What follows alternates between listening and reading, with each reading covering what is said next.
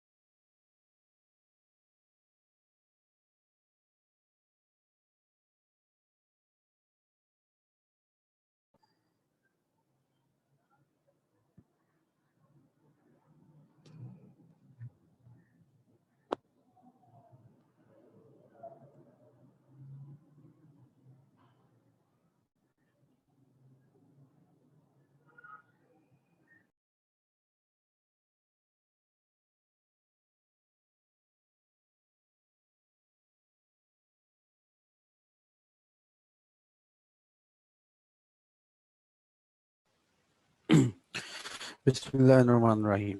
अस्सलाम वालेकुम। हमने जो टॉपिक स्टार्ट किया हुआ है इसमें हमने देखा था कि कंपनी फर्दर शायद जो कैपिटल है उसको कैसे राइज करती है आफ्टर जो इनिशियल पब्लिक ऑफरिंग है। इसने इस चैप्टर में हमने ये भी देखा था कि आफ्टर रीडिंग सेक्शन नंबर 83 हमें कोई कंसेप्ट क्लियर नहीं हुआ था कि कैसे और क्यों और कब कंपनी जो है अपना शेयर कैपिटल इंक्रीज कर लेती है। देर आफ्टर जो कंपनीज को एक्सप्लेन करने के लिए ये एक रेगुलेशन आ गई थी जो हम लोगों ने 2 दिन हो गए इसके ऊपर वर्किंग कर रहे हैं और इंशाल्लाह आज होपफुली ये क्लोज हो जाएगी और हमारा जो सफ़र है वो नई रेगुलेशन की तरफ चलना शुरू हो जाएगा।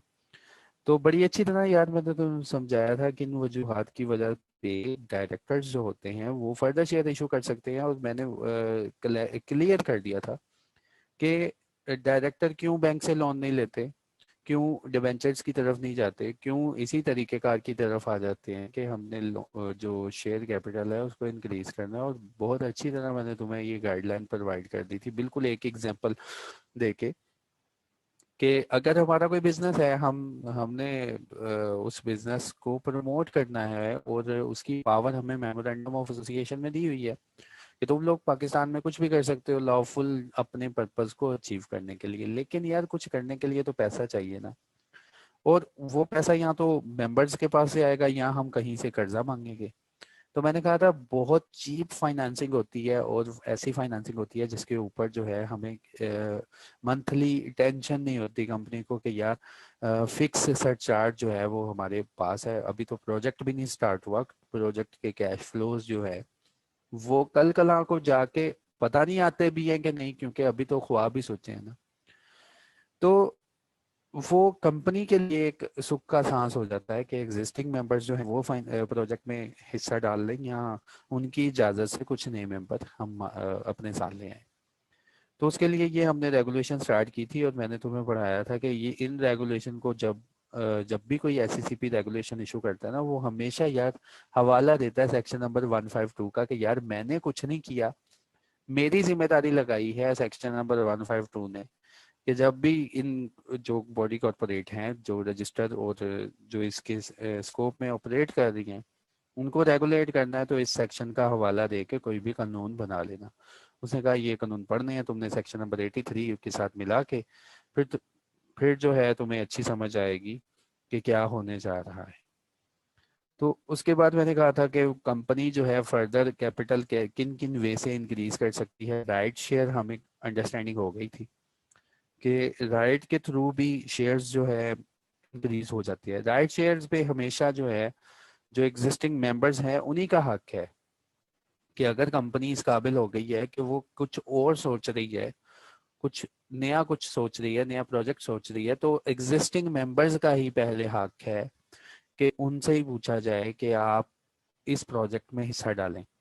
देयर आफ्टर अगर वो रिजेक्ट करते हैं या कुछ छोड़ देते हैं, या अगर सारे के सारे मेंबर्स ये रजामंद हो जाएं स्पेशल रेजोल्यूशन में कि जो भी अब नया शेयर इशू होगा वो बाकी अवाम के लिए होगा, हम उसमें हिस्सा नहीं डालेंगे, तो उसको कहते हैं अदर देन राइट शेयर।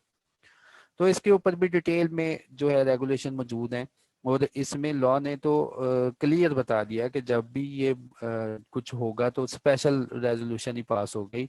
और इवन के उन्होंने इन रेगुलेशन में कल हमने ये भी देखा था कि उन्होंने बताया था कि आप लोगों ने ना जब भी ये रेजोल्यूशन पास करनी है, क्योंकि ये स्पेशल रेजोल्यूशन है, और हमने कंपनीज एक्ट में भी पढ़ा था कि स्पेशल रेजोल्यूशन जाती है जब, तो स्पेशल रेजोल्यूशन के साथ सारे मटेरियल फैक्ट्स और किन बुनियादों पर आपने ये पास करवानी है, कंपनी को क्या फायदा है, वो सब चीजें बतानी है। तो लॉ ने कह दिया कि उन चीजों के साथ कम अज कम ये चीजें भी बतानी है जो कि हमने कल देखी थी, कि जब भी एक स्पेशल रेजोल्यूशन पास होगी तो उसके लिए जो नोटिस बनेगा इस रेजोल्यूशन के लिए जो फर्दर शेयर इशू कैपिटल होगा, कि उसके नोटिस में क्या क्या आना है। तो कल का दिन सारा हमने इसके ऊपर लगाया, बिल्कुल एक एक पॉइंट को बड़ी अच्छी तरह हमने क्लियर किया। तो इंशाल्लाह आज पक्का ये क्लियर हो जाएगा, ये रेगुलेशन जो है ये क्लियर हो जाएगी हमारी। Further issue other than right, तो ये देखो उन्होंने कहा था कि जब भी मीटिंग करवानी है उसका नोटिस में तुमने क्या क्या लिखना है, और ये इतनी लंबी चौड़ी चीजें उसने कहा था कि नोटिस में जो मेंबर्स आएंगे ना उन सबको बता देना। उसके बाद उसके बाद कमीशन से भी ये इजाज़त लेनी है, तो उसका भी डिटेल में हमने कल कवर अप कर लिया था। आज हमने पढ़ना है फर्दर शेयर कैपिटल का, further issuance of share capital. अब हमारे पास दो टॉपिक रह गए, हमने कवर कर लिया राइट का, हमने किया कल अदर देन राइट का, फिर हमने कवर किया था बोनस का, कि ये तीन वे से जो है ना कंपनी का शेयर कैपिटल इंक्रीज हो सकता है। अब बाज दफा कंपनीज क्या करती हैं, अपने शेयर कैपिटल को इंक्रीज करने के लिए ना प्रेफरेंस शेयर्स जो होते हैं उनको इंट्रोड्यूस करवाते हैं, कि हम एक प्रोजेक्ट लगाना जा रहे हैं, अगर इसमें कोई प्रोजेक्ट में हिस्सा डालेगा तो उसका शेयर जो है, ये जो शेयर्स हैं ये प्रेफरेंस शेयर्स हैं, इनके राइट्स जो हैं और इनके जो प्रिविलेजेस जो हैं पहले शेयर्स से ज्यादा होंगी। और डेफिनेटली वो राइट शेयर्स सबसे पहले किनको ऑफर किए जाएंगे, जो एग्जिस्टिंग मेंबर्स होंगे उनको ऑफर किए जाएंगे। तो राइट्स क्या होते हैं और कौन कौन से इसमें वेरिएशन होती है वो आज हमने ये देख लेना है। मेंबर अगर मना करेंगे प्रेफरेंस शेयर्स को, तो हमें पता है वो जो शेयर्स होंगे वो पब्लिक के पास जो है वो डिलीवर हो जाएंगे, तो वो आ जाएंगे उनकी जगह पे। तो याद रखना है यार, एक टर्म के प्रेफरेंस शेयर ना दो तरह के होते हैं, एक होता है कम्युलेटिव और एक होता है नॉन कम्युलेटिव। लेकिन शेयर्स के ऊपर तो हमें मिलता है डिविडेंड, ऑर्डिनरी शेयर्स के ऊपर जब भी मिलेगा हमें मिलेगा डिविडेंड।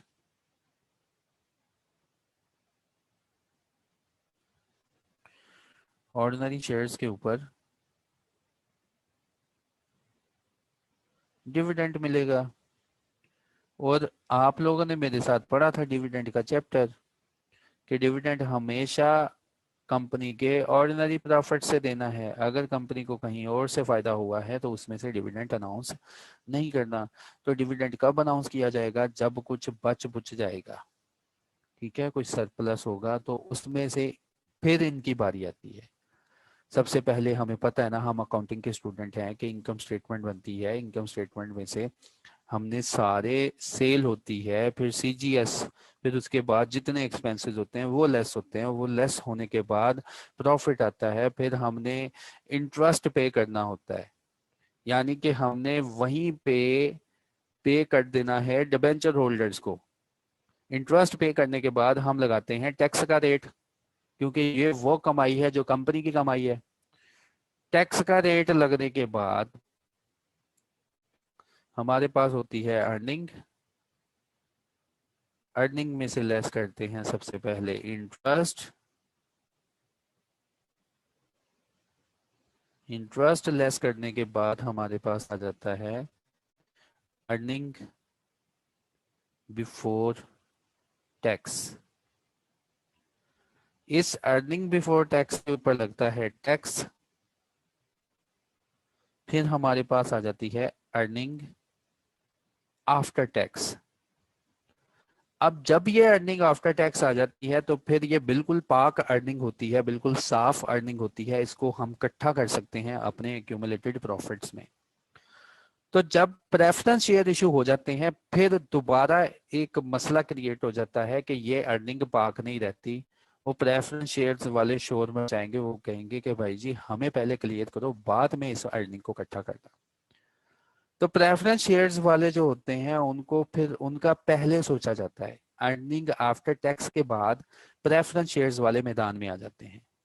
तो अर्निंग आफ्टर टैक्स अगर कंपनी के पास प्रेफरेंस शेयर होल्डर्स हैं ना, तो वो यहाँ से क्लेम करते हैं प्रेफरेंस शेयर होल्डर का डिविडेंड। इनको भी मिलता है डिविडेंड है, क्योंकि अगर प्रॉफिट बचा तो इनको मिलेगा। तो सुनना, प्रेफरेंस जो शेयर होते हैं, ऐसे प्रेफरेंस शेयर्स ऐसे प्रेफरेंस शेयर्स जिनमें लिखा होता है कि कंपनी के पास यार अगर कुछ बचा तो तुम्हें पे किया जाएगा, ऐसे प्रेफरेंस शेयर्स को कहते हैं नॉन कॉमुलेटिव प्रेफरेंस शेयर्स। अगर कुछ बचा तो तुम्हें पे किया जाएगा, तो इसका मतलब अब ये कुछ बच गया ना, तो जब भी डिविडेंड अनाउंस होगा पहले इनको डिविडेंड दिया जाएगा।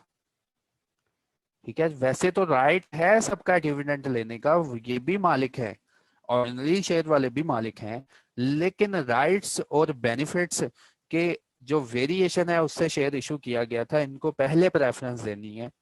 तो ऐसे प्रेफरेंस शेयर्स जिनके साथ कंडीशन लगी हो कि भाई जी कुछ बचा तो तुम्हें देना, नहीं तो नहीं देना, और कल कला को तुमने बात नहीं करनी कि इस साल कुछ बचा नहीं, अगले साल आके तुम शोर मचाओ कि पिछले साल कुछ बचा नहीं था तो हमें पहले पिछले साल भी नहीं मिला तो इस साल हमें जो है ना से कुछ ज्यादा मिलना चाहिए। तो यारो ऐसे जो प्रेफरेंस शेयर्स होते हैं ना, इनको बोलते हैं नॉन कॉमुलेटिव शेयर्स। कि अगर कुछ ना मिला तो कल कल को ये गुस्सा नहीं करेंगे कि क्यों नहीं मिला था, और जो नहीं मिला था उसकी बात नहीं करेंगे। ठीक है, तो मसला ये होता है कि चलो इनको भी पेमेंट हो गई, कुछ बच गया, तो फिर इसमें हिस्सा होता है जो ऑर्डिनरी शेयर्स होल्डर होते हैं। अब मैंने तुम्हें बता दिया नॉन कॉमुलेटिव क्या होता है। कॉमुलेटिव क्या होता है? कॉमुलेटिव प्रेफरेंस शेयर्स अगर तुम्हें समझ आ गई है ना नॉन कॉमुलेटिव प्रेफरेंस शेयर्स की, तो कॉमुलेटिव प्रेफरेंस शेयर्स क्या होते हैं? Cumulative preference shares let's suppose इस साल कंपनी नुकसान में है या कंपनी के पास कम प्रॉफिट है। प्रेफरेंस शेयर्स जो हैं वो उनके ऊपर डिविडेंड हम पूरा नहीं पे कर सकते। तो नॉन कॉमुलेटिव वाले जो प्रेफरेंस शेयर्स होते हैं ना, तो इनको तसल्ली दी जाती है, यार तसल्ली रखो, अगर तुम्हें इस साल कुछ नहीं ना मिला तो इसको जमा कर लो, अगले साल हमें बता देना, तो तुम्हारी कसर निकल जाएगी। अगले साल जब भी प्रॉफिट होगा पहले जितने पुराने प्रॉफिट्स तुमको नहीं दे सके, इनको परसेंटेज बताई जाती है कि इतनी परसेंट से हर साल तुम्हें प्रॉफिट देंगे, डिविडेंड देंगे। तो इनको कहा जाता है यार टेंशन नहीं लेनी तुमने, पिछले सालों में जितने डिविडेंड तुमको नहीं ना दे सके, घबराओ मत, जब भी प्रॉफिट होगा पहले पिछले वाले डिविडेंड देंगे फिर इस साल का डिविडेंड देंगे। ये फर्क होता है प्रेफरेंस शेयर्स में, नॉन कॉमुलेटिव प्रेफरेंस शेयर्स और cumulative preference shares. Non cumulative preference shares ऐसे प्रेफरेंस शेयर होल्डर्स, अगर प्रॉफिट हुआ तो कुछ मिलेगा, नहीं हुआ तो ये भूल जाएंगे। कॉमुलेटिव प्रेफरेंस शेयर्स वाले अगर प्रॉफिट हुआ तो ठीक है, मिल जाएगा, नहीं प्रॉफिट हुआ तो गुजारा कर लेंगे, लेकिन याद रखेंगे कि इन्होंने हमें प्रॉफिट नहीं दिया, और नेक्स्ट टाइम जब भी प्रॉफिट होगा तो ये सबसे पहले अपने पुराने प्रॉफिट्स क्लियर करवाएंगे, पुराने डिविडेंड्स जो हैं वो मांगेंगे, देन जो है वो कहेंगे अब की बात करें। ये दोनों का फर्क है। आगे वर्ड आ जाना है कि प्रेफरेंस शेयर्स के बारे में बताओ, वो कम्युलेटिव है कि नॉन कॉमुलेटिव है। तो लॉ ने कहा जी सेक्शन नंबर 58 पढ़ लो, उसमें लिखा हुआ है कि कंपनी जो है ना डिफरेंट राइट्स के वेरिएशन के जो है ना शेयर इशू कर सकती है। और ये कहता है जी कंपनी एक्ट ने पहले से अलाउ किया हुआ है, सेक्शन नंबर 58, छोटा सा सेक्शन है, तुम खुद भी पढ़ लोगे तो तुम्हें समझ आ जाएगी अब। तो उसने कहा जी सेक्शन जो है 58 ने बताया था कि कंपनी जो है ना शेयर इशू कर सकती है subject to different rights and variation. तो उन्होंने कहा जी ये हो सकता है अगर ये वाली जो बिलो फॉलोइंग कंडीशंस हैं इनको फुलफिल किया जाए। मेमोरेंडम और आर्टिकल में क्लियरली कंपनी को ऑथोराइज किया जाए। पहली कंडीशन तो ये होनी चाहिए मेमोरेंडम और आर्टिकल में ये बात मौजूद हो कि कंपनी कल कला को डिफरेंट राइट्स और प्रिविलेजेस के शेयर्स इशू कर सकती है। फिर उसके बाद प्रेफरेंस शेयर्स कभी भी पार वैल्यू से डिस्काउंट पे इशू नहीं होंगे। हमने पीछे पढ़ा था कंपनी के पास पावर होती है कि वो डिस्काउंट पे शेयर इशू कर देती है, लेकिन उन्होंने कहा प्रेफरेंस शेयर्स जो होते हैं ना कभी भी डिस्काउंट पे नहीं मिलेंगे। ये हमेशा आपको पार वैल्यू से ऊपर ही मिलेंगे या maximum up to par value मिलेंगे। उसके बाद board shall consider and resolve to issue the issue share with differential rights. हमें पता है पीछे भी बोर्ड ने कंसीडर किया था, इस बार भी बोर्ड ने कंसीडर किया है। फिर उसके बाद जी जब ये डिसीजन लेंगे तो उसमें ये सारी बातें कर लेंगे। जब डिसीजन लिया जाएगा तो उसमें ये सारी बातें कर लेंगे। ठीक है। तो उसमें लिखा जाएगा कौन से कितनी काइंड्स के शेयर इशू करने हैं, राइट्स कौन कौन कौन से राइट्स वेरिएट हो सकते हैं। उसके बाद शेयर्स जो हैं अदर देन ये राइट के शेयर हैं या अदर देन राइट के शेयर हैं। ठीक है। ये एग्जिस्टिंग मेंबर को इशू करने हैं या एग्जिस्टिंग मेंबर के अलावा इशू करने हैं। देखो अगर तो एग्जिस्टिंग मेंबर को इशू करने हुए तो बिल्कुल सारी रिक्वायरमेंट लग जाएंगी जो ऊपर हमने पढ़ी थी राइट इशू की। और अगर ये प्रेफरेंस शेयर्स इशू करने हुए अदर देन राइट को तो वो सारी रिक्वायरमेंट लगेगी ऊपर जो हमने पढ़ी अदर देन राइट की, जिसके ऊपर कल भी हमने एक दिन गुजार दिया। उसके बाद इनका क्या राइट होगा और ये कैसे प्रॉफिट्स में अपना हिस्सा जो है क्लेम करेंगे और कितना इनको प्रॉफिट मिलेगा वो बताएंगे। उसके बाद इनका बताएंगे कि वाइंडिंग अप में इनका क्या राइट होगा, वाइंडिंग अप में कैसे और कितना ये कंट्रीब्यूट किया करेंगे, और अगर कोई सरप्लस हुआ तो वो कैसे आपस में डिस्ट्रीब्यूट किया करेंगे। उसके बाद ये देखो आ गया वर्ड, उन्होंने कहा ये प्रेफरेंस शेयर्स की तुमने ना टाइप बतानी है, ये कॉमुलेटिव है कि नॉन कॉमुलेटिव है, और whether the preference shares convertible into ordinary shares। और कल कला को अगर प्रेफरेंस शेयर्स ने कन्वर्ट होना है ऑर्डिनरी शेयर में तो बताना है, लिखा होना चाहिए कि ये कितने साल तक प्रेफरेंस राइट्स रहेंगे आपके पास और कितने साल के बाद हम इसको ऑर्डिनरी शेयर में इफ एनी कन्वर्ट करना है तो मोड किस तरीका से और किस मैनर से कन्वर्ट किया जाएगा वो सारा बताएंगे। ठीक है। तो ये सारी कंडीशन याद पढ़ लेना, बिल्कुल इजी है। तुम एक बार इसको पढ़ोगे तो तुम्हें क्लियर हो जाएगा सारी की सारी कंडीशंस। और हमें पता है कि अगर अदर देन राइट का इशू करना है प्रॉफिट्स में हिस्सा डालेंगे। नजीम भाई क्या कह रहे हो, जरा मैसेज लिखते ना फिर मैं आ जाऊंगा इसकी तरफ। और मैंने कहा था कि अगर डिफरेंशियल राइट्स के इशू करने हैं शेयर्स और अदर देन राइट के इशू करने हैं तो उसके लिए हमें पता है नोटिस और उसकी मीटिंग मिनट्स ऑफ मीटिंग। तो ये भी जो है आप एक नज़र देख लेना, ये मिलती जुलती बातें हैं जो हमने ऊपर ऑलरेडी कवर की हुई हैं। उसके बाद कमीशन को भी अप्लाई करना है इन्होंने, नेक्स्ट स्टेप होगा कमीशन का। कमीशन को अप्लाई करेंगे, उनको बताएंगे कि क्यों जो है जी हम रेफरेंस शेयर्स जो हैं डिफरेंशियल राइट्स वाले इशू करने जा रहे हैं और हमारा क्या प्लान है। तो लॉ ने यहाँ पे कहा कि कमीशन को बताना है विद इन 2 मंथ्स। ठीक है। तो 2 मंथ्स के अंदर, ये भी यार आपने ही पढ़ना है, अब मैं पढ़ के थक गया हूँ।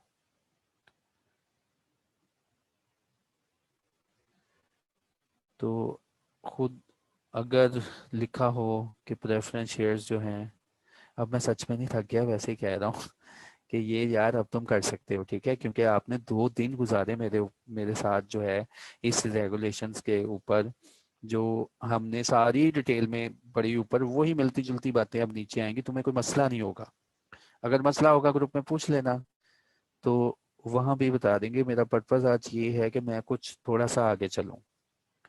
अच्छा, failure to convert or redeem preference shares के पीछे लिखा होगा कि प्रेफरेंस शेयर इशू किए हैं, तो पीछे हमने पढ़ा था ये कन्वर्ट होने हैं तो कब होने हैं।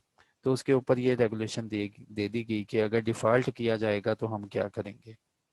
एससीसीपी क्या है, फिर ये डिफ़ॉल्ट की सारी रेगुलेशन। अब बात करते हैं employee share scheme. Preference share से भी हमारा जो है कैपिटल ही इंक्रीज होगा। अब है एम्प्लॉय शेयर स्कीम, लास्ट जो है इस रेगुलेशन में। एम्प्लॉय शेयर स्कीम क्या होती है? Employee share scheme is an agreement or an arrangement under which a company can issue shares to its employees or employees of the associated company। ये employ share scheme ऐसी scheme होती है जिसमें company जो है अपने एम्प्लॉयज को share issue करती है। अपने एम्प्लॉयज को कहती है कि अगर आप हमारे एम्प्लॉयज हो सॉरी, अगर आप हमारे एम्प्लॉयज हो तो, और आपने कुछ स्पेसिफिक पीरियड हमारे साथ गुजारा हुआ है, तो कंपनी कहती है घबराने की जरूरत नहीं, आप कंपनी के नौकर नहीं, आप कंपनी के मालिक हैं, लेकिन वो मालिक बनने के लिए आपको कुछ पैसे देने पड़ने हैं। तो कंपनीज अपने एम्प्लॉयज को बाज दफा शेयर्स इशू कर देती हैं, और वो बिल्कुल एक प्रॉपर वे से शेयर इशू किए जाते हैं, क्योंकि वो एम्प्लॉयज शेयर स्कीम के थ्रू अप्रूव होती है स्कीम, और उस स्कीम के थ्रू एम्प्लॉयज को शेयर बेचे जाते हैं डिस्काउंट के ऊपर। तो एम्प्लॉय शेयर स्कीम जो होती है उससे एम्प्लॉयज जो हैं फायदा उठाते हैं, उनको ये फीलिंग आती है कि हम इस कंपनी के अब नौकर नहीं, इसके मालिक भी बन गए हैं। तो एम्प्लॉय के शेयर स्कीम का भी ऑटोमेटिकली इम्पैक्ट यार यही जाना है कि अवाम ने शेयर सब्सक्राइब करने हैं, तो तुम्हारा शेयर कैपिटल इंक्रीज होना है। तो इसके ऊपर भी वो सारे तरीकाकार जो हमने ऊपर पढ़ लिए हैं कि एम्प्लॉयज जो हैं, तो पहले तो ये स्पेशल रेजोल्यूशन होनी चाहिए, फिर तुम्हारे आर्टिकल में लिखा होना चाहिए, फिर एम्प्लॉयज सिर्फ वो होने चाहिए जो कि पे रोल के ऊपर हों, ठीक है। फिर तुमने बताना है इसके बाद कि वो एम्प्लॉयज किसके हैं, होल्डिंग कंपनी के हैं, सब्सिडरी के हैं, कि डायरेक्टर ऑफ द कंपनी है, इन एक्सक्लूडिंग नॉट डायरेक्टर, ये किसको शेयर इशू कर रहे हो। जो होल टाइम डायरेक्टर था, हमने पढ़ा था ना, वो एम्प्लॉय ऑफ द कंपनी होता है। उसके बाद कौन कौन कितना कितना एलिजिबल है, किसका कितना राइट है, किस एम्प्लॉय को कितने शेयर्स ऑफर करने हैं, तो ये सारा तरीका तुम यहाँ पे पढ़ोगे। तो ये देखो, लॉ ने कह दिया company is in operation for last 3 years, तो ये सारी बातें तुम पढ़ोगे, तुम्हें बड़ी अच्छी तरह अब क्लियर अंडरस्टैंडिंग होगी कि हर वो कंपनी जिसको 3 साल दुनिया में हो गए हैं, अपने एम्प्लॉयज को एम्प्लॉय शेयर स्कीम ऑफर कर सकती है। फिर उसके बाद सारी कंडीशन के कंपनी देखे जी, कंपनी ने कभी डिफॉल्ट ना किया हो फाइनेंशियल स्टेटमेंट फाइलिंग का, कंपनी ने कभी डिफॉल्ट ना किया हो डिविडेंड देने का, फिर कंपनी ने कभी डिफॉल्ट ना किया हो, किसी एम्प्लॉय को सैलरी तो दे नहीं रही, अब उसको कहती है आ जाओ तुम मालिक बन जाओ, ठीक है। तो ये सारी यार रिक्वायरमेंट इंशाल्लाह, और मुझे पक्का यकीन है तुम पढ़ लोगे अब, और तुम्हें बहुत क्लियर अंडरस्टैंडिंग होगी। तो ले जी, मैंने क्लोज कर दिया इसको, अब तुम खुद पढ़ लेना कि एम्प्लॉय शेयर स्कीम होती क्या है, इसका नोटिस वगैरह, ये सारी यार वही बातें रिपीट हो रही हैं। और आई डोंट थिंक सो कि मुझे दोबारा जो है इसके ऊपर वही बातों को रिपीट कर करके पढ़ाना चाहिए। ये सारी बातें इंशाल्लाह बहुत अच्छी तरह तुम एक नज़र देख लेना यार, इसको बिल्कुल क्लियर होगा। तो लेट्स सी हमने क्या पढ़ा। हमने कंक्लूड आज किया कि डायरेक्टर्स जो होते हैं उनके पास इख्तियार है, वो कंपनी का कैपिटल इंक्रीज कर सकते हैं। क्यों इंक्रीज कर सकते हैं, लेक्चर के स्टार्ट के पहले भी बताया, उसके बाद ये देखो डायग्राम बना बना के मैंने हर चीज़ को यहाँ पे एक्सप्लेन किया। तो ये था जो हमने पढ़ा कि companies further issuance of share capital, ये रेगुलेशन है हमारे सिलेबस में, और इस रेगुलेशन को मिला के पढ़ना था सेक्शन नंबर 83 के साथ। तो इस रेगुलेशन में उन्होंने बताया कि कंपनीज की क्या पॉसिबिलिटीज हो सकती हैं, कैसे वो शेयर कैपिटल इंक्रीज कर सकती हैं। तो होपफुली आपको बड़ी अच्छी और क्लियर अंडरस्टैंडिंग इसकी मिली होगी। अब हमारा नेक्स्ट टॉपिक क्या है?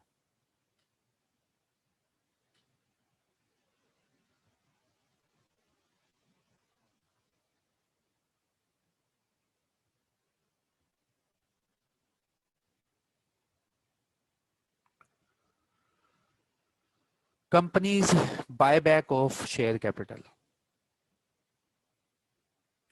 The listed company buyback of share capital regulation 2019। देखिए अब जो हमने सेक्शन पढ़ना है वो सेक्शन है 88। Company further issuance of share capital, ये मैंने तुम्हें पढ़ा दिया। डिस्काउंट पे शेयर इशू हो सकते हैं, वो पढ़ा दिया। प्रीमियम पे शेयर इशू हो सकते हैं, वो पढ़ा दिया। शेयर इशू भी हो सकते हैं, शेयर कंपनी वापस परचेज भी कर सकती है। ठीक है, इन दोनों में फर्क रखना। तो इसके ऊपर भी एक सेक्शन कंपनीज एक्ट में मौजूद है, जिस सेक्शन का नाम है 88। सेक्शन जो 88 है वो भी इसी तरह चुप साध लेता है जैसे पिछले वाले सेक्शन थे। उन्होंने भी इशारा किया था कि यार कंपनी जो है ना, उसके पास इख्तियार है कि वो अपना शेयर कैपिटल इंक्रीज कर सकती है, और उन्होंने चुप साध ली थी। तो बाद में जो एससीसीपी था उसने 512 की जो है पावर यूज की और बताया कि कैसे कैसे इंक्रीज कर सकती हैं। और आपने देखा होगा कितने ज्यादा हमने और कितने वे से हमने पढ़ लिया कि कैपिटल कैसे इंक्रीज करना है, तो हमने रिक्वायरमेंट कौन सी फुलफिल करनी है। इसी तरह सेक्शन नंबर 88 है कि अच्छा यार कंपनी अपने शेयर्स को वापस भी परचेज कर सकती है।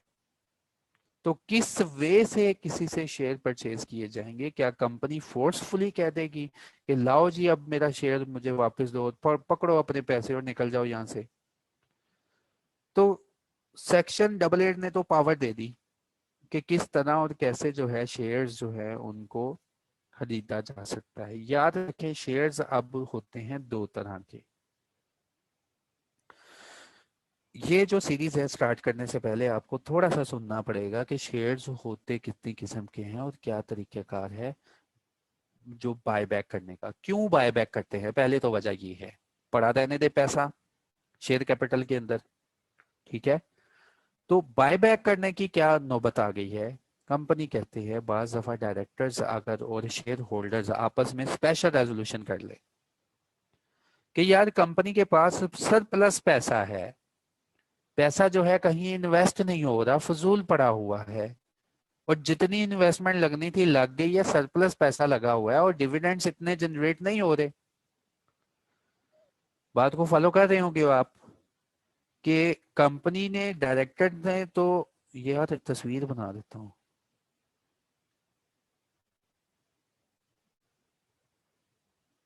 ये बैठे हुए हैं शेयर होल्डर्स,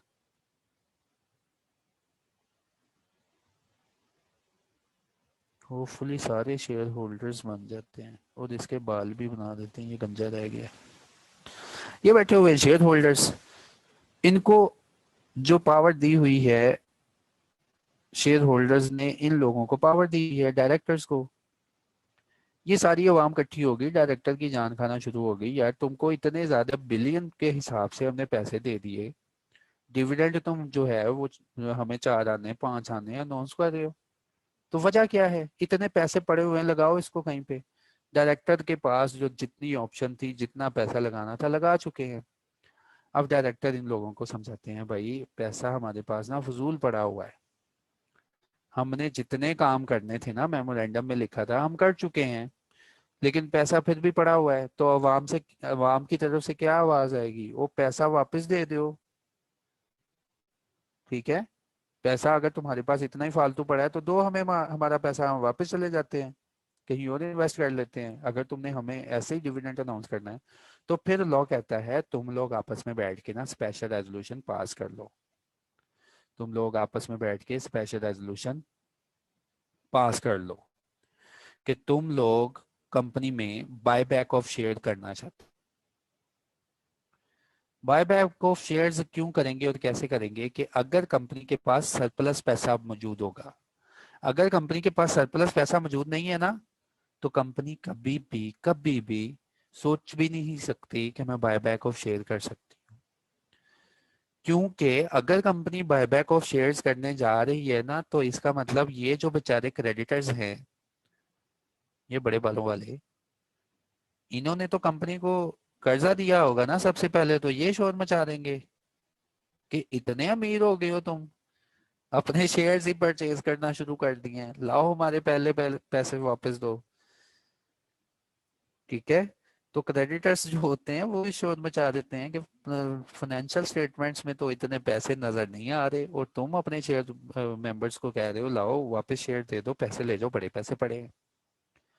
तो लाजमी याद रखना, जब भी कंपनी के पास सरप्लस पैसा पड़ा होता है और वो यूटिलाइज नहीं हो रहा होता, जो प्रोजेक्ट लगने थे लग चुके हैं, अब वो पैसा एक्सेसिव है, उसका कोई यूज नहीं हो रहा, तो लॉ कहता है वो पैसा यार लोगों को वापस कर दो।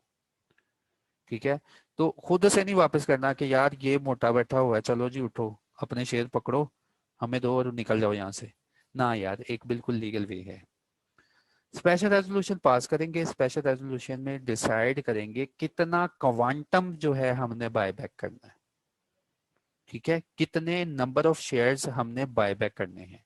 और हमें पता है स्पेशल रेजोल्यूशन पास होती है 3/4 की मेजोरिटी से, ये पास कर लेते हैं। अच्छा चलो जी, सरप्लस पैसा है ना, जिसने जाना है ना तो वो चला जाए, स्पेशल रेजोल्यूशन पास हो गई। तो उस स्पेशल रेजोल्यूशन में प्राइस, चीजें, सारे मामलात को, क्या क्या मामलात कैसे कैसे तय करने हैं, हमें लॉ बताएगा। एक तो बात तुम्हें ये अंडरस्टैंडिंग होगी क्यों बाय बैक ऑफ शेयर होने लगा है। ठीक है, मैंने ये तुम्हारा कंसेप्ट और सवाल सवाल जवाब जो है ये क्लियर कर दिए।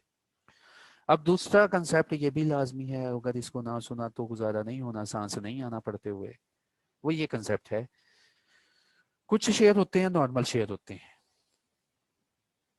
जैसे इन लोगों ने स्पेशल रेजोल्यूशन लेट्स सपोज पास की, क्या तरीकेकार था अभी नहीं पूछना, लॉ को पढ़ेंगे हमें समझ आ जाएगा डिटेल में तरीकेकार कैसे स्पेशल रेजोल्यूशन पास होनी है। अच्छा, स्पेशल रेजोल्यूशन क्यों पास होनी है वो मैंने तुम्हें समझा दिया कि क्या इनको वजह थी क्यों ये पास कर रहे हैं। देयर आफ्टर शेयर्स दो तरह के होते हैं, ऐसे शेयर्स जिनको अपने मेंबर से परचेज किया जाएगा और परचेज करने के बाद, ये देखो ये शेयर्स जो है ना परचेज कर लिए, इधर रख के इनको आग लगा दी जाएगी, या सच में आग नहीं लगानी, ऐसे शेयर्स जो परचेज करेंगे और उनको डिस्ट्रॉय कर देंगे। ठीक है, एक तो ये शेयर होंगे। कुछ शेयर ऐसे होते हैं जिनको इन्हीं मेंबर से परचेज किया जाएगा, बाय बैक किया जाएगा इनसे, और ये जो शेयर्स होंगे बिल्कुल एक बंद सेफ में संभाल के रख लेंगे। ठीक है, ये सेफ के अंदर शेयर्स पड़े हुए हैं, खबरदार इनको अगर आग लगाई तो। ठीक है, समझ आ गई तुम्हें? दो तरह के शेयर्स होते हैं। अब ये बिल्कुल वो वाला शेर बन गया जिसको पिंजरे में संभाल के रखते हैं। ठीक है, तो ये वो वाला शेर बन गया अब। तो जी जब भी बायबैक किया जाएगा हमारे पास दो पॉसिबिलिटीज आएंगी, या तो ये वो वाले शेयर्स होंगे जिनको डिस्ट्रॉय करना है, या तो ये वो वाला शेयर है जिसको पिंजरे में संभाल के रखना है। तो ऐसा शेर जो कि, शेर ही मैं कहने लग गया हूँ, ऐसा शेर जो हो जिसको पिंजरे में हमने संभाल के रखना है, इस शेर का नाम होता है ट्रेजरी शेयर, ट्रेजरी शेयर्स। ठीक है, तो लॉ हमें बताएगा फिर कि जो डिस्ट्रॉय करने हैं उनको कैसे डिस्ट्रॉय करना है। ठीक है, अब मैंने तो यहाँ पे आग लगा दी है। ठीक है, तो क्या आग लगाना भी जायज है? तो ये अंडरस्टैंडिंग आएगी ना, लॉ कहेगा डिस्ट्रॉय कर दो, तो डिस्ट्रॉय कैसे करना है उसके बारे में भी बताएगा। उसके बाद ये जो पिंजरे में तुमने शेयर्स रखे हुए हैं इनको कहते हैं ट्रेजरी शेयर्स। तो ये ट्रेजरी शेयर्स जो है कितनी देर तक पिंजरे में रखने हैं, बाद में इनको आज़ाद कर देना है। ठीक है, बाद में इनको कब मार्केट में बेचना है, क्योंकि ये शेयर संभाल के रखे हुए हैं ना, ज़रूरत हुई और कब हुई तो कैसे हुई तो कैसे इनको बाद में मार्केट में भेजना है, तो इनका भी प्रोसीजर है। तो यार ये आने वाली कहानी मैंने तुम लोगों के साथ शेयर कर दी कि क्यों हम ये टॉपिक पढ़ने लगे हैं और क्यों और कैसे और किस तरह बायबैक होना है। ये सारा मैंने तुम्हें ओवरव्यू दे दिया कि यार अब जो है ना हमारे साथ सीरीज में ये होने जा रहा है। तो होपफुली मैंने तुम्हारी अंडरस्टैंडिंग क्लियर कर दी कंपनीज बायबैक ऑफ शेयर की। तो सबसे पहले आए सेक्शन नंबर 88 पढ़ते हैं जो है कंपनीज एक्ट में कि कंपनी जो है अपने शेयर्स को बायबैक कर सकती हैं। उन्होंने कहा कि ये लॉफुल है फॉर द कंपनीज के लिए अगर कंपनी के मेमोरेंडम और आर्टिकल में लिखा हुआ है और कंपनी अगर स्पेशल रेजोल्यूशन पास कर लेती है तो कंपनी अपने आप ही अपने शेयर्स को परचेज कर सकती है कि किसी को ना बेचना, मुझे ही बेच दो shares. Share purchase by the company में in accordance with the provision of this section and regulations be either cancelled or held as treasury shares. ये शेयर्स जो परचेज किए जाएंगे, देखा वही बात हुई ना जो मैंने तुम्हें समझाई, वो या तो कैंसिल कर देंगे, खत्म ही कर देंगे उनका नामो निशान, या उनको संभाल के रखेंगे ट्रेजरी शेयर्स के तौर पे। Share purchase by an unlisted company, उन्होंने कहा ये ट्रेजरी शेयर्स जो होते हैं ना, ऐसे शेयर्स जिनको पिंजरे में संभाल के रखना है, ये सिर्फ और सिर्फ लिस्टेड कंपनी के शेयर्स होते हैं। किसी और कंपनी के शेयर कभी भी ऐसे इशू नहीं होते। ठीक है, तो याद रख लेना कि जो ट्रेजरी शेयर्स होते हैं ना, ये सिर्फ लिस्टेड कंपनी के पास होते हैं। प्राइवेट कंपनी और कंपनी, पब्लिक कंपनी, अनलिस्टेड जो कंपनी है, उनके पास ये कभी भी ट्रेजरी शेयर्स नहीं होंगे और ना वो इशू कर सकते हैं। उन्होंने कहा जब भी बायबैक होगा ना अनलिस्टेड पब्लिक कंपनी का और प्राइवेट कंपनी का, वो इन शेयर्स को कैंसिल कर देंगे and not be held as treasury shares. उनको कभी भी ऐसे सोने की तरह संभाल के नहीं रखेंगे। Purchase of shares shall be made duly only under authority of special resolution. देखा मैंने पहले कहा था ना कि ऐसे ही फोर्सफुली नहीं किसी को कह देना चलो उठो अपने शेयर बेचो और निकल जाओ यहाँ से। स्पेशल रेजोल्यूशन होगी, वहां पे सारे मामलात होंगे। अब वो रेजोल्यूशन कैसी होनी है, क्या मामलात होने हैं, इसने तो नहीं बताया, इसके ऊपर फिर रेगुलेशन पढ़नी पड़ेगी। तो purchase of share shall be made with in a period, फिर यहाँ से भी कंपनी एक्टर ने अपनी जान छुड़ा ली। उसने कहा यार मुझसे ना पूछो कि परचेज शेयर कैसे करने हैं, क्यों करने हैं, कितने पीरियड में करने हैं, कहता जाओ पढ़ लो रेगुलेशन को। उसके बाद proposal of board to purchase share shall on conclusion of board meeting, कहता जी अगर बोर्ड, सबसे पहले हमें पता है ना कि डिसीजन मेकिंग बोर्ड के पास होती है, फिर वो प्लेस होती है मीटिंग के पास। तो बोर्ड जब ये सोच लेंगे ना कि यार पैसा ज्यादा है तो क्यों ना बायबैक कर लिए जाएं, तो कहता है जी लिस्टेड कंपनी है तो फौरन कमीशन को बताएगी, और अदर देन लिस्टेड कंपनी भी कमीशन को ही फौरन बताएंगी। लेकिन अगर लिस्टेड है तो उसी दिन वो कंपनी क्या करेगी, अपना डिसीजन, कंपनी के डायरेक्टर अपना डिसीजन कमीशन को और एससीसीपी को डिलीवर करेंगे। Purchase of share shall be made in cash, हमेशा पैसा देना है तुमने जब भी परचेज किए। ये नहीं कहना कि शेयर परचेज कर लिए, वो सोफे पड़े हैं कंपनी के वो उठा के ले जाओ, वो बिल्डिंग के शीशे हैं उतार के ले जाओ। तो लॉ ने कह दिया जी अगर तुमने बायबैक करना है ना तो हमेशा पैसों में और हमेशा तुमने प्रॉफिट से करना है, रिजर्व से करना है। यानी कि इसका मतलब हमें फिर समझ आ गया कि पैसा पड़ा है तो कहाँ पड़ा होगा, तुम्हारे पास प्रॉफिट्स ज्यादा हैं तो उनमें से देना है जब भी तुमने इशू करना है, सरप्लस पैसा जितना भी होगा उसमें से देना है। फिर उन्होंने कह दिया यार तुम ना बच्चों को एक बात बताओ, तुमने अभी एक लेक्चर पढ़ाना है रिडक्शन ऑफ कैपिटल का। Bye back of share law ने सबको बता दिया, क्रेडिटर्स को समझा दिया। यहाँ पे ना एक तसल्ली दी है क्रेडिटर्स को, ये बहुत बड़ी तसल्ली दी है। जब तुम मेरे साथ पढ़ोगे ना रिडक्शन ऑफ कैपिटल इंशाल्लाह। तो तुम्हें पता चलेगा कि रिडक्शन ऑफ कैपिटल क्या होती है और कैसे एक कंपनी अपना कैपिटल रिड्यूस करती है। तो लॉ ने कहा बाय बैक ऑफ शेयर का हरगिज मतलब नहीं है वो वाला लेक्चर जो अभी तुम्हारे उस्ताद ने पढ़ाना है। तो बाय बैक का अब लॉ ने कहा कैंसलेशन ऑफ शेयर करना यहाँ पे बिल्कुल मतलब नहीं होगा रिडक्शन ऑफ शेयर कैपिटल का, जो कि सेक्शन नंबर 89 में मौजूद है और इंशाल्लाह हम वो अगले हफ्ते स्टार्ट कर लेंगे। तो लॉ ने क्लियरली यहाँ भी डिफाइन कर दिया कि बिल्कुल कैंसलेशन ऑफ शेयर्स क्रेडिटर्स आप लोगों को जो है सोचने की फिक्र करने की जरूरत नहीं, क्योंकि ये रिडक्शन ऑफ कैपिटल नहीं हो रहा। उसके बाद share held by the company as treasury shares, उन्होंने कहा ट्रेजरी शेयर्स को तब तक संभाल के रखना जब तक ये नीचे वाली कंडीशंस पूरी ना हो जाएं। और कहता है जी जब तुम ट्रेजरी शेयर्स को संभाल के रखोगे तो जितने भी इनके एंगेज्ड वोटिंग राइट्स होंगे वो सारे सस्पेंड हो जाएंगे, क्योंकि जब एक शेयर पकड़ के पिंजरे में डाल दिया तो यार उसकी क्या औकात।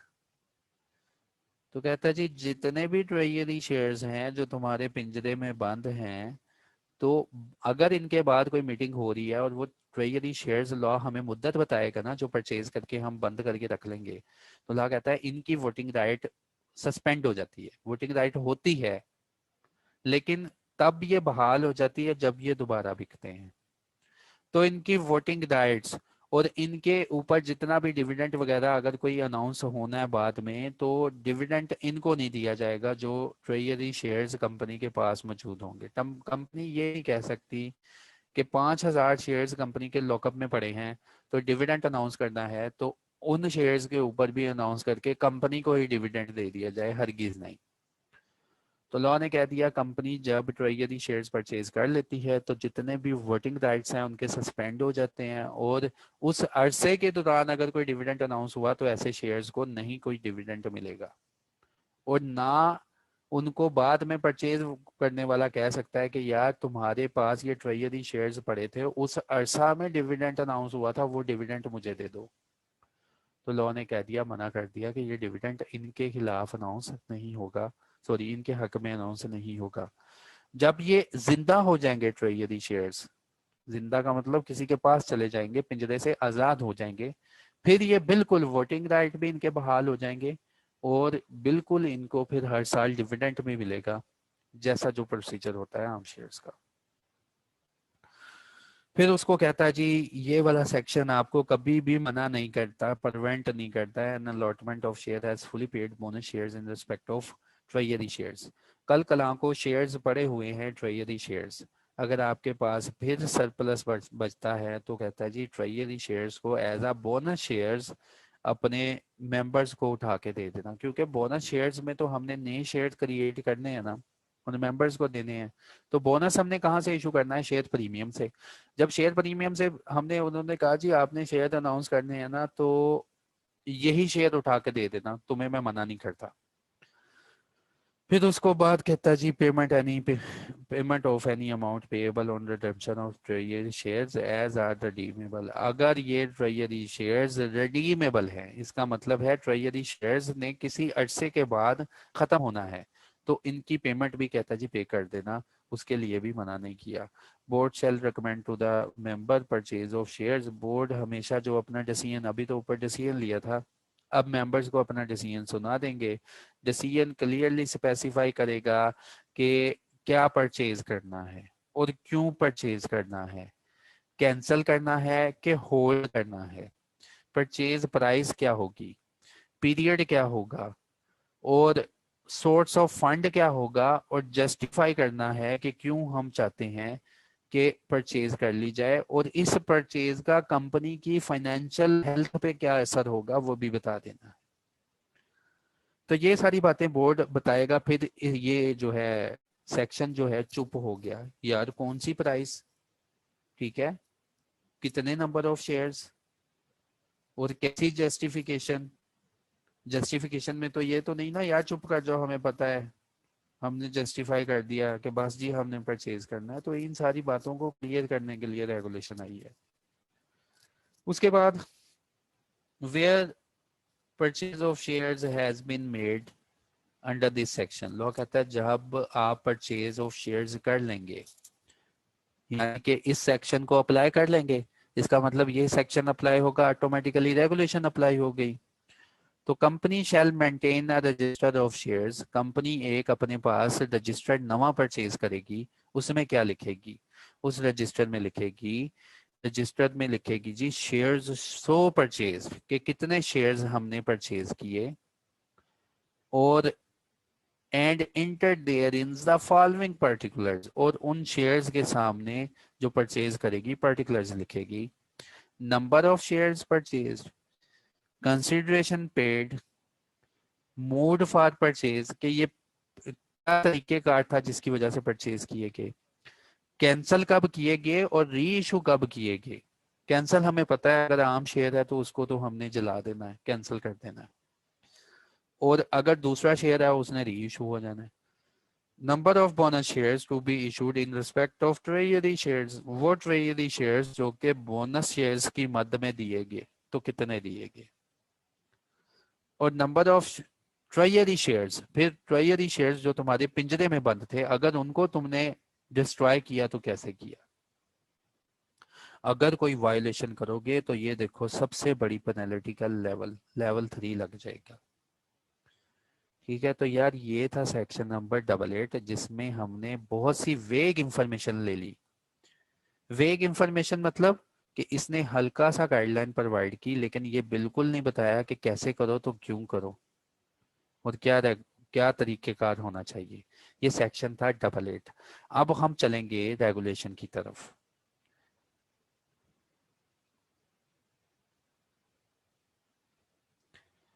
The listed company buyback share, listed company के ऊपर ये इंप्लीमेंट होता है।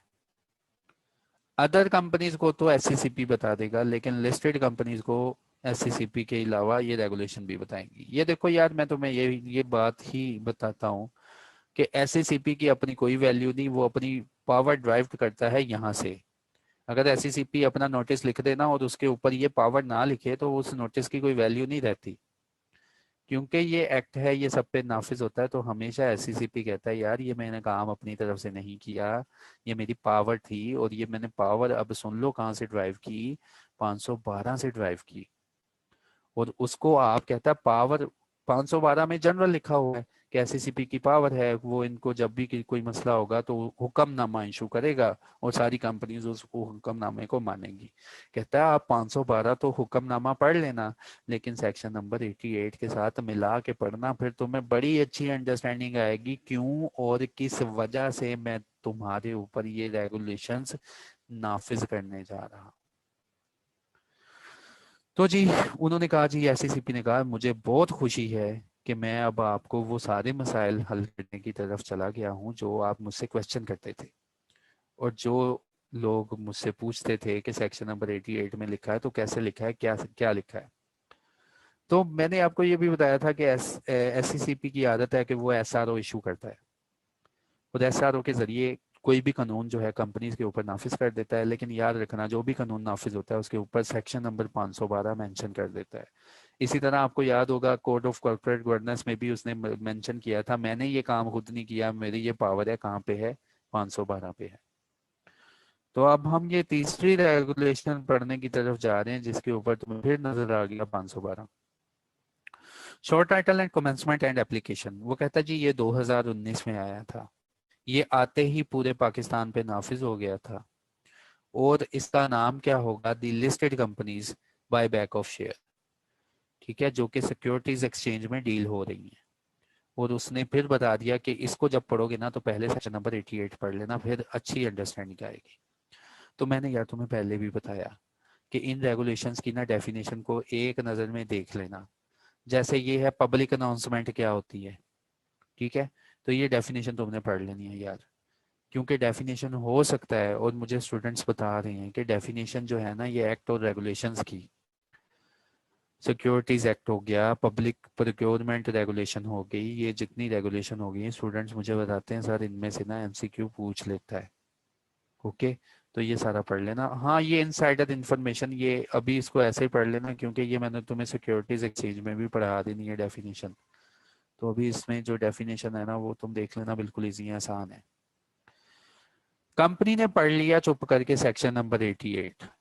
कंपनी ने कहा पैसे भी मौजूद है, और लिस्टेड कंपनी ने कहा चलो जी अब हम बाय बैक करते हैं, लेकिन उसको ये सारी रेगुलेशन उठा के पढ़नी पड़ेंगी। क्या आप एलिजिबल हैं बाय बैक करने के लिए? सबसे पहले ये पढ़ना पड़ेगा कि लिस्टेड कंपनी, चलो ठीक है तुम्हारे पास पैसा मौजूद है और तुम लोगों ने स्पेशल रेजोल्यूशन भी पास कर ली है, अब ये देखो क्या तुम एलिजिबल भी हो इस काम के लिए? Eligibility requirement for purchase of shares. A company shall be eligible to purchase is share, अगर वो ये तमाम कंडीशन फुलफिल कर लेती है। पहली कंडीशन क्या है? वो कहता है जी उस वो लिस्टेड कंपनी है और स्टॉक एक्सचेंज में लिस्टेड रही है for a period not less than 3 years। उसको 3 साल हो गए हैं स्टॉक एक्सचेंज में लिस्टेड हुए हुए, या 3 साल से ज्यादा का अरसा हो चुका है, इसको ऐसे कह लो। फिर उन्होंने कहा जी मिनिमम कैपिटल और equity requirement, minimum free float requirement of stock exchange as set out in listing regulations, licensing requirement after the purchase. फिर कहता जी तुमने ये भी अपने आप पे कंप्लाई पहले कर लेना है कि स्टॉक एक्सचेंज ने तुम्हें कहा था कि कम से कम तुम्हारे पास कैपिटल कितना मौजूद होना चाहिए और कितना कैपिटल फ्लोट में होना चाहिए, कितना कैपिटल मार्केट में मौजूद होना चाहिए। कहता जी उतने शेयर्स अपने पास हमेशा मौजूद रखना, तो उनसे वही शेयर्स ना परचेज कर लेना। उसके बाद उन्होंने कहा it has obtained approval of members through special resolution. पहले दो काम हो गए। पहला कि देख लो 3 साल से ज्यादा का अरसा हो गया लिस्टेड कंपनी तुम्हें। दूसरा कि कम से कम उतना कैपिटल अपने पास रख लेना जो कि तुम्हें लिस्टिंग रिक्वायरमेंट में ऐसी सिक्योरिटीज एक्सचेंज ने हुक्म दिया था कि कम से कम तुम्हारे इतने शेयर्स तो हमेशा मौजूद होने चाहिए। उसके बाद तीसरा पॉइंट, अगर ये दोनों पॉइंट है तो कहता है जी खुशी से तुम क्या करो, स्पेशल रेजोल्यूशन पास करो। ये लोग क्या करेंगे? स्पेशल रेजोल्यूशन पास करेंगे। फिर बोर्ड एक अंडरटेकिंग देंगे, board has undertaken that the fund specified for the purchase by the board of directors for the purchasing company are available with the company, and after the purchase the purchasing company is capable to meet its obligation on time। कहता जी board फिर जो है ना कसम उठाएंगे, कसम खाएंगे कि जब एक कंपनी शेयर परचेज करती है ना तो ये रेगुलेशन कहती है उसको उसको नाम दे देना परचेजिंग कंपनी।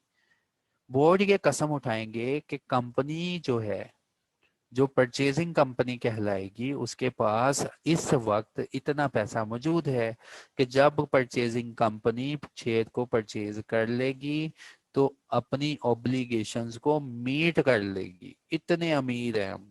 और बोर्ड ये भी कसम उठाएंगे कि यार ये जो पैसे पड़े हैं ना, हम इतने हमारे काबिल हैं, इतने पैसे हैं कि 12 महीनों की लाइबिलिटीज हम झटके में पे कर सकते हैं। ठीक है, तो बोर्ड ये कसम उठाएंगे, बोर्ड ऑफ डायरेक्टर ये अंडरटेकिंग, ये वादा लिख के देंगे कि हम हल्फिया बयान देते हैं यार हमारे पास इतना पैसा मौजूद है। फिर कहता है जी परचेजिंग कंपनी, वो कंपनी जो शेयर परचेज करने जा रही है, उन्होंने कहा the purchasing company shouldn't be on default counter. उन्होंने कहा परचेजिंग कंपनी ऐसी कंपनी नहीं होनी चाहिए जो कि डिफॉल्ट में है। और आपने डिफॉल्ट की डेफिनेशन मेरे साथ वाइंडिंग अप में पढ़ ली थी। उन्होंने कहा था परचेजिंग कंपनी डिफॉल्टर कंपनी ना हो। उसके बाद board of directors of purchasing company shall not propose or recommend a purchase in any of the following, namely। उन्होंने कहा जी बाय बैक जो है बोर्ड ऑफ डायरेक्टर कभी भी नहीं कर सकते इन वक्त के ऊपर। अच्छा जी, कोर्ट में है वाइंडिंग अप प्रोसीडिंग और आप इशू कर दें बाय बैक कि हमारे पास पैसा ही बहुत है, अभी कोर्ट में फैसला अनाउंस नहीं हुआ, कोर्ट में पिटीशन चली गई है कंपनी को वाइंड अप कर दो। और हमने तो ये पढ़ा था ना वाइंडिंग अप में कि वाइंडिंग अप कंपनी की वहीं से स्टार्ट हो जाती है जब कोई पिटीशन कर देता है कि वो कंपनी को वाइंड अप करो, तो उसी तरीके से वाइंडिंग अप शुरू हो जाती है।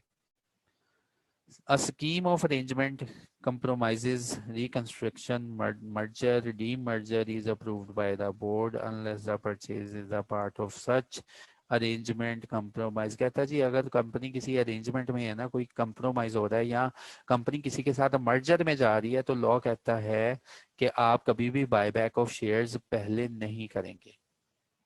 हाँ, अगर आपकी स्कीम ही यही थी, मर्जर की रिक्वायरमेंट ही यही थी कि पहले अपने शेयर्स जो एक्स्ट्रा हैं उनको बायबैक कर लो, तो लॉ कहता है जी आप जो हैं वो बायबैक कर लेंगे।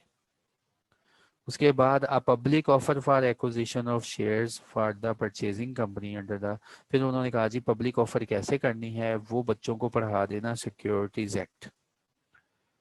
तो पब्लिक को ऑफर कैसे करनी है सिक्योरिटीज एक्ट में पढ़ेंगे, ठीक है, इंशाल्लाह पढ़ेंगे।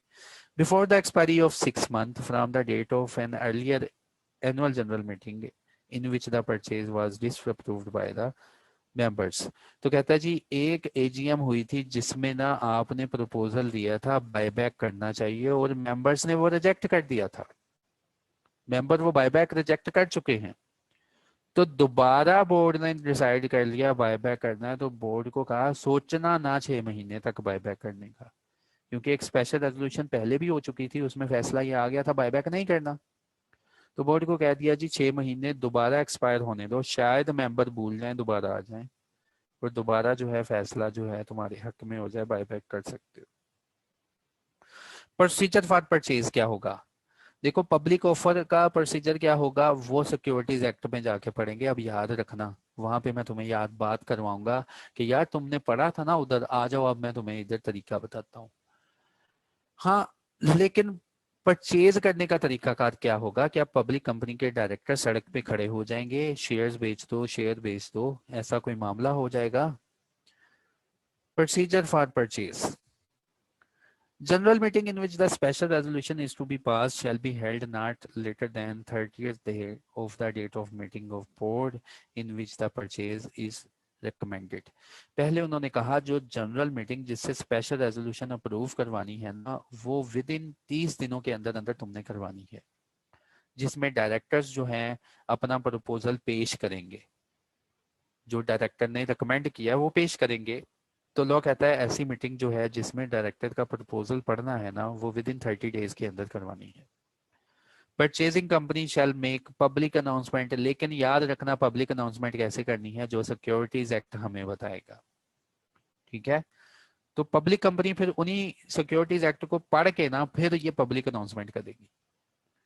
With in 2 working days of passing of special resolution, special resolution अगर यहाँ से पास हो गई ना, 3/4 ने कह दिया हाँ जी डायरेक्टर जो है बड़े सच्चे हैं, बड़े पक्के हैं, इनकी बातों पे हमें इत्मीनान है, तो 3/4 की मेजोरिटी से रेजोल्यूशन ये अप्रूव हो गई कि वाकई हमारे पास सरप्लस है और ये जो पैसा जो है ट्रैप है इसको आज़ाद करो ताकि हमारी फाइनेंशियल पोजीशन बेटर हो जाए।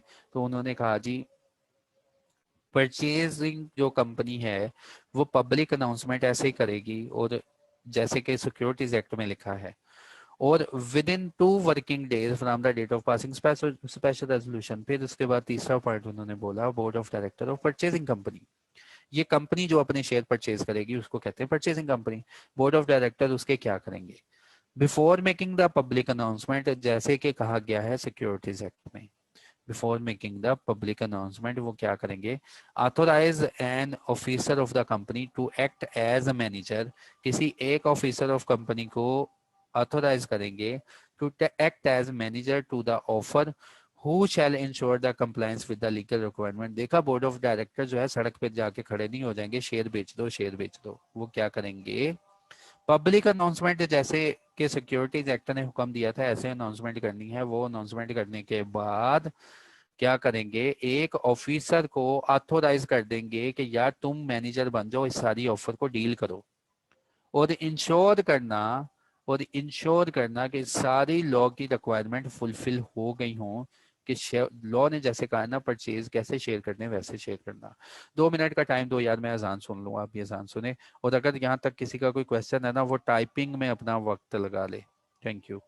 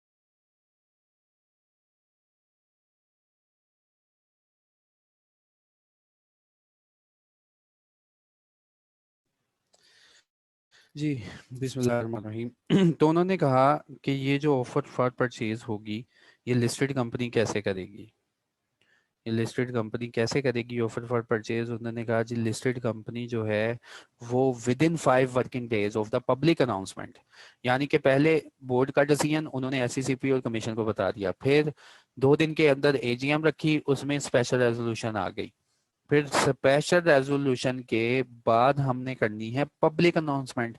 तो पब्लिक अनाउंसमेंट कैसे करनी, जो सिक्योरिटीज एक्ट बोलेगा उसके मुताबिक, वो करने के बाद पब्लिक अनाउंसमेंट होने के विद इन 5 डेज के अंदर, 5 दिन के अंदर अंदर कंपनी क्या करेगी। ये कंपनी जिसने स्पेशल रेजोल्यूशन पास कर ली, अब कंपनी नहीं कहलाएगी, अब ये कहलाएगी परचेजिंग कंपनी। तो परचेजिंग कंपनी क्या करेगी 5 डेज के अंदर। अब ये ना सोच लेना कि परचेजिंग कंपनी कोई अलग ही कोई दूसरी कंपनी आकर परचेज कर रही है।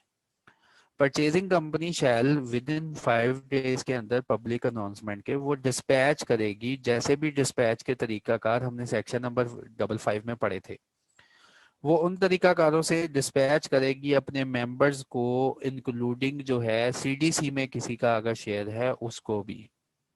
और सीडीसी में शेयर्स कैसे होते हैं वो भी मैंने तुम लोगों को बताया है। तो उन सबको बता देगी, क्या बताएगी, ऑफर लेटर देगी।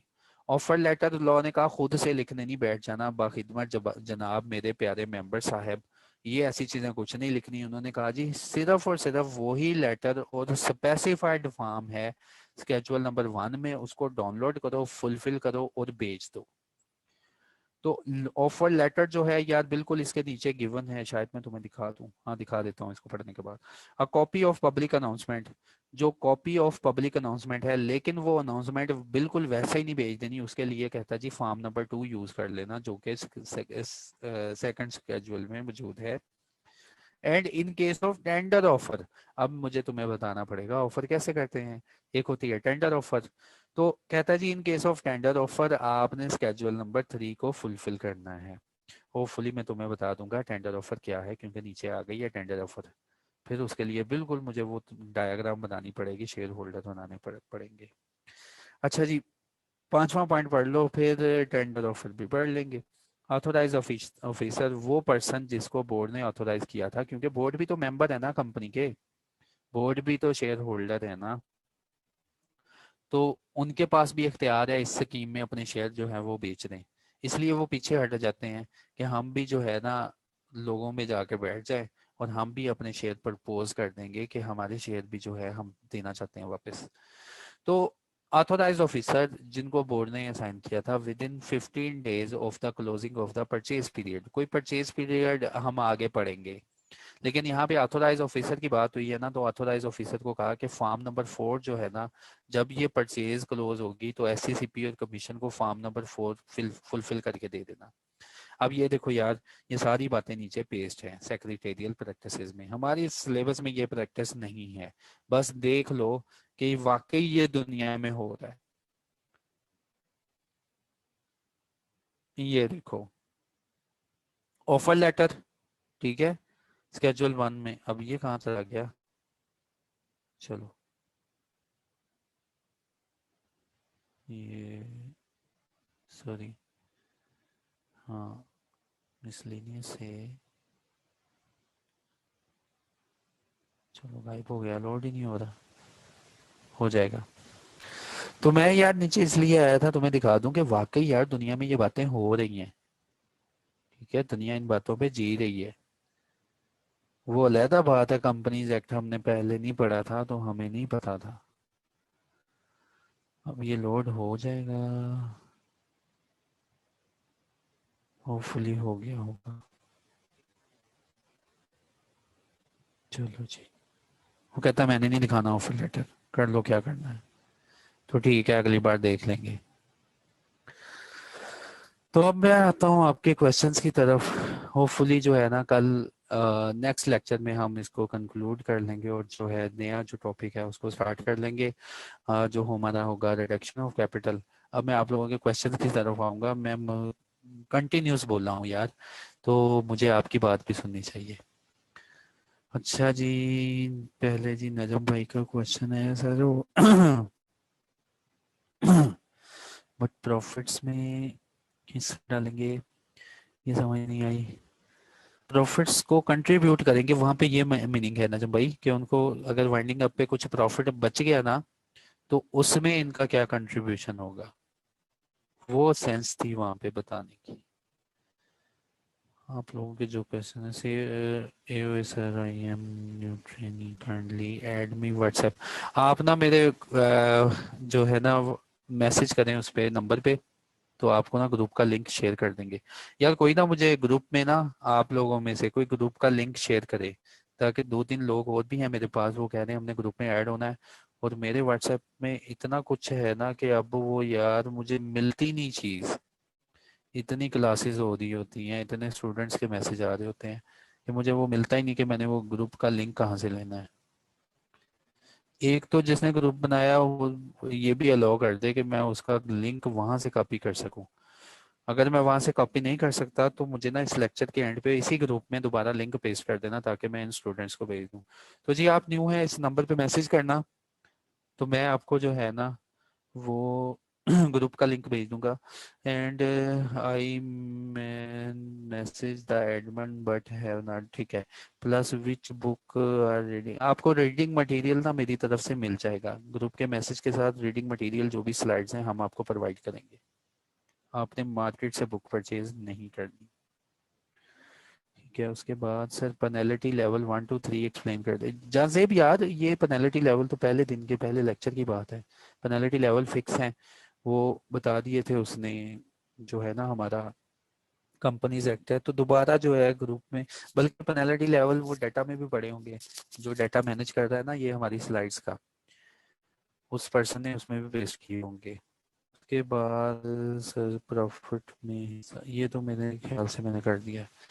सर किस कॉमन ग्रुप है लॉ के लिए, सिर्फ कोई कॉमन ग्रुप है लॉ? हाँ जी है लॉ के लिए कॉमन ग्रुप। मुझे ना इस नंबर पे मैसेज करना, आपको अब मुझे लिंक मिल जाएगा इनकी तरफ से, वो मैं आपको भेज दूंगा। माशाल्लाह उसमें पहले तो मेजोरिटी इतनी ज्यादा थी, एक पुराना ग्रुप वो उसकी लिमिट ही एक्सपीड हो गई थी। Sir what is SRO? यार तुम्हें समझाता हूँ एसआरओ क्या है, चलो 10 मिनट है इस पे लगा लें हम। यार पाकिस्तान में ना बल्कि दुनिया में ये होता है, लॉ ऐसे बनता है। ये होती है पार्लियामेंट, इसमें वही लोग जाते हैं जिनके वोट को हम इज्जत देते हैं। ठीक है, ये बैठे होते हैं यहाँ पे।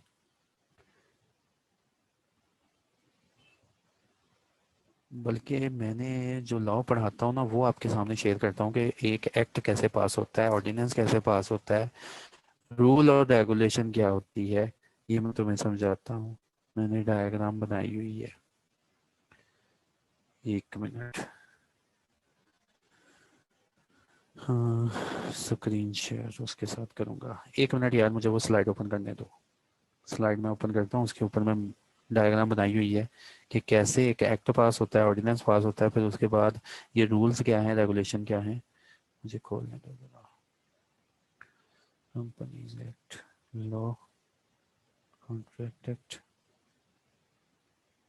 होपफुली इसमें होगा। नहीं इसमें नहीं, तो इसमें तो लाजमी होगा फिर।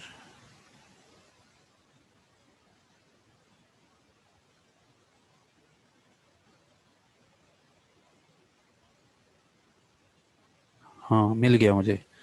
शेयरिंग जो है इसको चेंज कैसे करना है, इस तरह करना होगा, स्क्रीन शेयर। हाँ अब शायद तुम्हें नजर आ रहा होगा। देखो एक लॉ कैसे पास होता है और कैसे वो दर्जा कहला जाता है एक्ट का। देखो हमारी इकोनॉमी में कोई प्रॉब्लम होती है, कोई मसला क्रिएट होता है, जैसे लेट्स सपोज मैंने अपने स्टूडेंट्स को एग्जांपल दिया है कि यार पहले हमारे इतनी ट्रैफिक नहीं थी, तो ट्रैफिक ज्यादा हुई, उसका मसला क्या हुआ कि एक्सीडेंट्स होना शुरू हो गए। अगर एक्सीडेंट्स होना शुरू हो गए तो हमारे पास क्या राइज हो गया, प्रॉब्लम आ गया। उस प्रॉब्लम का लिखा जाता है सोल्यूशन, कि इस प्रॉब्लम का सोल्यूशन क्या है। ठीक है, इस प्रॉब्लम का ना सोल्यूशन लिखा जाता है।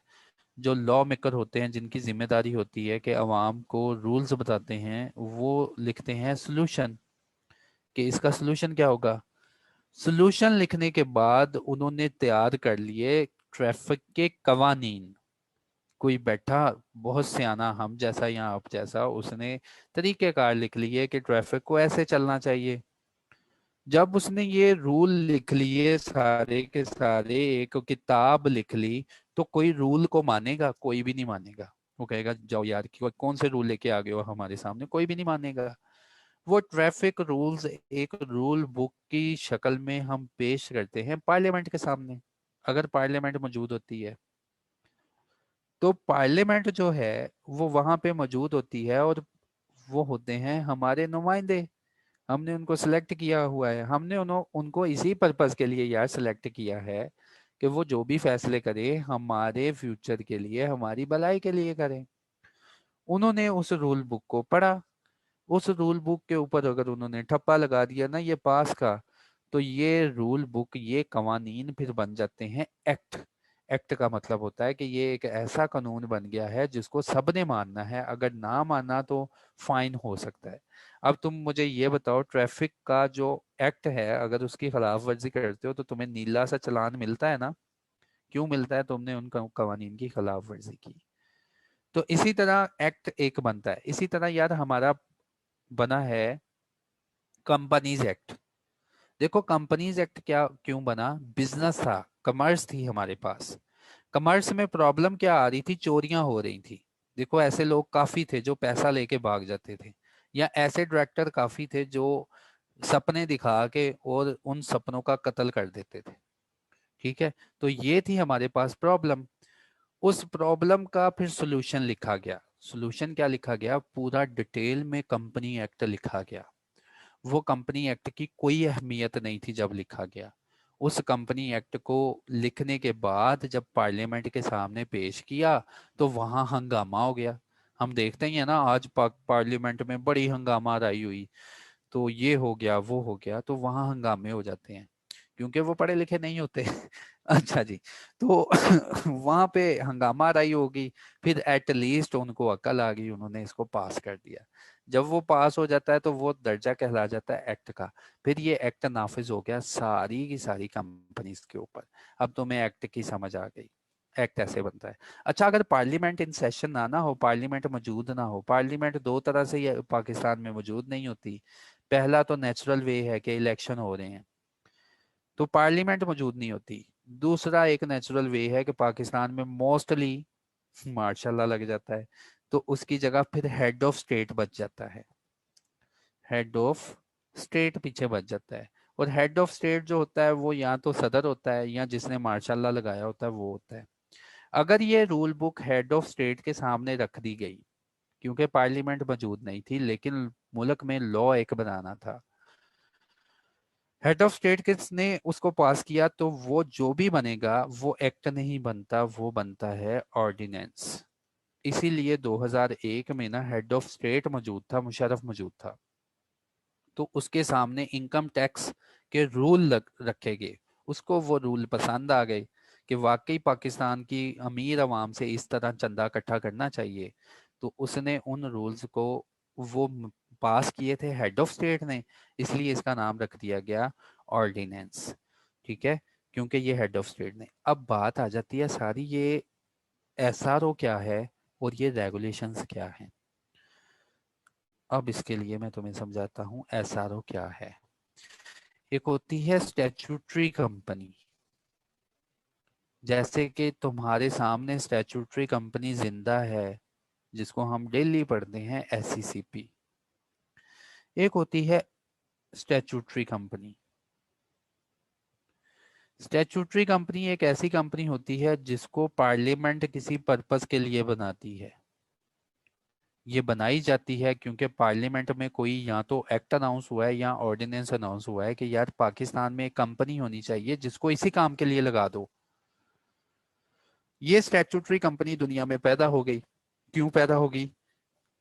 आज ही देखना, एससीसीपी की साइट खोलना, उसके जाके अबाउट में देखना, एससीसीपी ने कहना मेरा जन्म तब हुआ था जब पार्लियामेंट में ना, वो आई थिंक सो तारीख कोई इतनी है, एक एक्ट अनाउंस हुआ था, उन्होंने मुझे क्रिएट कर दिया था, अब मेरा काम क्या है?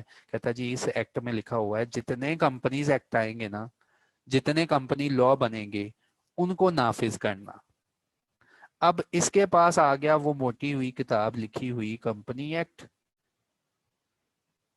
जिसमें सेक्शन मौजूद है 512, जिसको ये स्टैट्यूटरी कंपनी यूज करती है और इसको यूज करते हुए रूल्स बनाती है। जो ये कानून बनाती है ना, फिर स्टैट्यूटरी कंपनी जो कानून बनाती है उस कानून का नाम होता है रूल्स या रेगुलेशन। इस कानून का नाम होता है, और ये भी होता कानून है, ये भी होता कानून है। अगर इसको भी ना माना जाए तो जुर्माने पड़ते हैं, क्योंकि ये देखो रूल्स और रेगुलेशन बनाए स्टैट्यूटरी कंपनी ने, और जिसने अपनी पावर ड्राइव की एक्ट से, और एक्ट किसने बनाया? पार्लियामेंट ने। ठीक है, तो ये रूल्स और रेगुलेशन होते हैं। अब सवाल है एसआरओ क्या है? एसआरओ होता है, इसका वर्ड होता है एसआरओ। एसआरओ, एसआरओ का मतलब होता है स्टैट्यूटरी, कि ये जो ऑर्डर है ना स्टैट्यूटरी ऑर्डर है। स्टैट्यूटरी का मतलब ये किसी ने, किसने इशू किया? स्टैट्यूटरी कंपनी ने। आर का मतलब क्या है? रेगुलेटरी। ये स्टैट्यूटरी कंपनी का रेगुलेटरी, ओ का मतलब है ऑर्डर है। अब एसआरओ को डिफाइन करने के लिए सारी कहानी मैंने तुम्हें बताई। ठीक है, तो जितने भी रूल्स और रेगुलेशन होती हैं वो इशू करती हैं एसआरओ, इसीलिए एफबीआर के एसआरओज आते हैं। ठीक है, एफबीआर के जितने भी आते हैं एसआरओज निकलते हैं, क्योंकि एफबीआर जो है इनकम टैक्स ऑर्डिनेंस 2001 का आया है। अब जैसे जैसे हालात होते हैं, क्या सारा जो है दोबारा कानून लिखा जाएगा, पार्लियामेंट के सामने दोबारा पेश करेंगे और वहां पे दोबारा हंगामा आराई होगी, और वहां पे तो पार्लियामेंट के अपने मसले बड़े हैं।